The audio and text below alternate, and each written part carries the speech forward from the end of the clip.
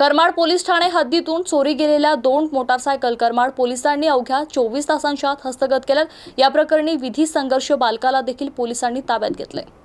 मुजाहिद सावरखा पठाण यांनी एक दिवसापूर्वी हमदर्द कंपनी समोरील पार्किंगमधून मोटारसायकल चोरी गेल्याची करमाड पोलीस स्टेशन येथे तक्रार दिली होती। गुन्हा दाखल झाल्यानंतर पोलिसांनी कसून तपास केल्यानंतर अज्ञात व्यक्तींनी मोटारसायकल चोरून नेल्याचं कॅमेऱ्यामध्ये कैद झालं होतं।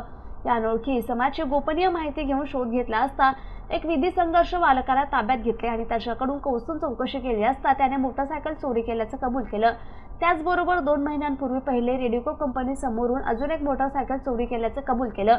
यामुळे चोरीचा गुन्हा दाखल करून पुढील तपास करमाड पोलीस करतायत। तसेच शेंद्रा MIDC मध्ये कंपनीमध्ये कामाला येणाऱ्या कामगाराच्या मोटारसायकली या कंपनीच्या गेटच्या बाहेर लावल्या जात असून याकडे कंपनीचं दुर्लक्ष होत असल्यामुळे चोरीचं प्रमाण वाढलंय।